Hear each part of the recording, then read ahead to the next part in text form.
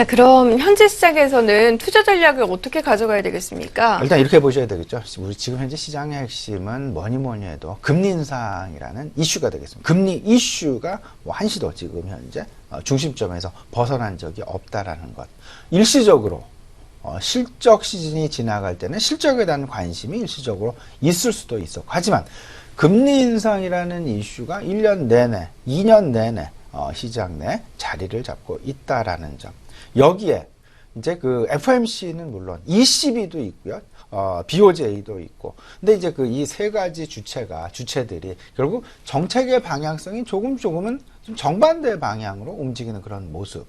근데 그 속에서 과연 그들만의 어떤 독자적인 그리고 일방적인 정책 결정이 과연 나타날 수 있을까라는 것. 다시 말씀을 드리면 ECB는 추가적인 양적 완화에 대한 고민, 양적 완화를 어떻게 펼쳐나가면 경기가 조금은 더 활성화가 될 것이냐라는 그런 어떤 그 고민을 하고 있는 시점.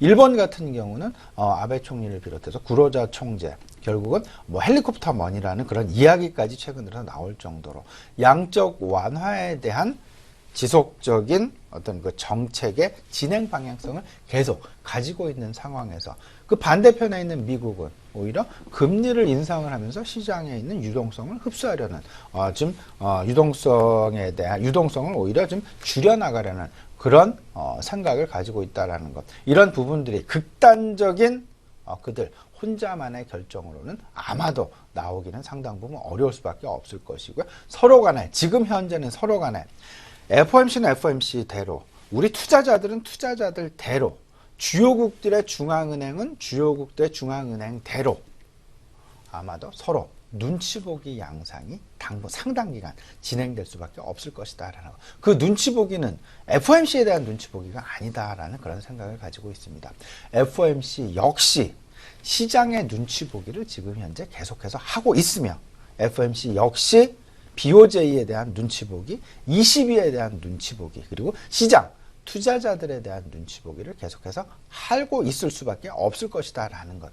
그렇기 때문에 지난 주말에 있었던 연준, 뭐 옐런 의장의 어떤 잭슨홀 연설이랄지, 옐런 의장이 잭슨홀 연설 끝난 직후 모 언론사와의 피셔 연은 부총재와의 뭐 인터뷰, 뭐 이런 부분들, 다양한 경로, 그리고 다각적인 채널, 다각적인 어떤 그 성격의 의지 발언들, 아니면 시사 발언들, 이런 발언들을 통해서 FOMC는 지금 현재 시장과 시장 소통의 경로를 다양하고 활발하게 지금 만들어가면서 정책의 방향성, 정책의 집행 시기, 이런 부분을 매우 자세하고 세밀하게 지금 튜닝을 하고 있다라고 보셔야 될 것 같습니다. 그렇기에 시장에서 지금 아무리 뭐 지금은 아니야, 뭐 12월 달일 가능성이 있어, 아니면 9월 달일 가능성이 있어, 그리고 9월 또는 12월 두 번 다 할 수 있어, 이런 다양한 것들에 너무나 현혹대가 너무나 좀 이렇게 치우치지 마시고요. 오히려 중도적인 견지에서 지금 현재의 상황, 지금 현재 시장의 이슈는 유동성 장세가 지속돼 왔는데, 그 유동성 장세가 지속될 것이냐, 확대될 것이냐, 아니면 유동성 장세가 조금 축소될 것이냐라는 부분. 다시 말씀을 드리면 유동성 장세의 지속이냐, 아니면 유동성 장세가 축소가 되면서 역금융 장세로 넘어갈 것이냐에 대한 고민이 지금 현재 시장의 고민일 수밖에 없다라는 점. 그 사이에 간헐적으로 제한적인 실적 장세가 나타나고 있습니다. 그런 것들이 최근 들어서 나타나고 있는 중소형주보다는 대형주들에 대한 관심이 커지게 되는 것이고, 왜냐하면 중소형주들의 실적보다는 대형주들의 실적이 상당히 긍정적이었고, 과거 기대감을 가지고 성장주들을 바라봤었던, 소위 말하는 고성장주들을 바라봤었던 그 기대치, 그런 부분들이 실적으로 나타나는 부분들은 그 기대치에 조금은 더 못 미치는 부분이 많았었다라는 것. 오히려 대형주들 같은 경우, 경기 민감주 같은 경우는 시장의 예상치를 넘어서서 실적을 실질적으로 현실화시키는 그런 기업들, 그런 업종들이 상당수 이번 2분기 실적 발표 시즌에도 출연이 되었다라는 그런 점들을 기반으로 해서 결국은 시장은 지금 현재 중소형주보다는 대형주에 대한 관심이 더 많이 나타나고 있는 것이다라는 것. 그리고 또 한 가지 있죠. 시장의 어떤 그 패턴이 변하거나 특징이 변하거나 성격이 변화하게 되면 항상 중앙에 자리 잡는 것이 결국은 밸류에이션이라는 것. 특히나 역금융 장세, 유동성이 축소가 되면서 역금융 장세로 넘어가는 역금융 장세 과정 중에서 항상 밸류에이션이 그 시장을 대변하는 그리고 시장에 관심을 받는 가장 중심점에 있을 수밖에 없다라는 점. 지금 현재 우리 거래소 시장의 PER이 한 18배 정도 됩니다.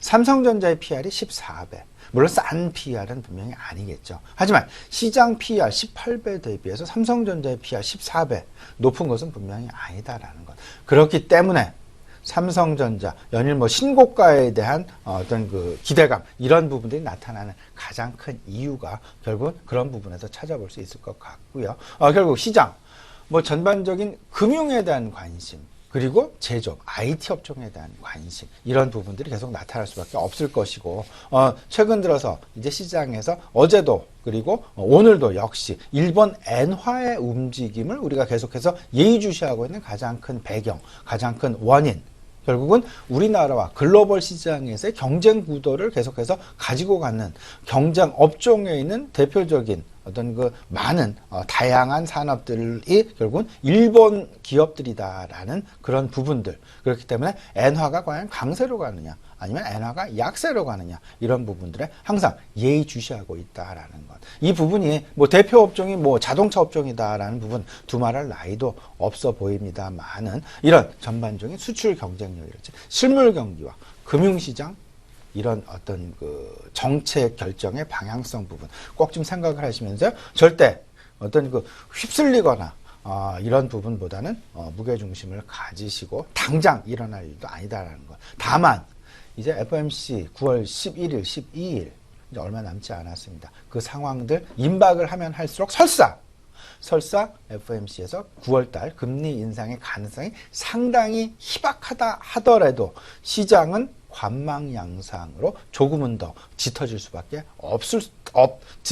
없다라는 그런 부분들을 실질적으로 마음속으로 받아들이시면서 일단은 보수적인 견지 하지만 대형주에 대한 관심, 밸류에이션에 대한 관심, 경기 민감주에 대한 관심은 잊지 말자라는 것.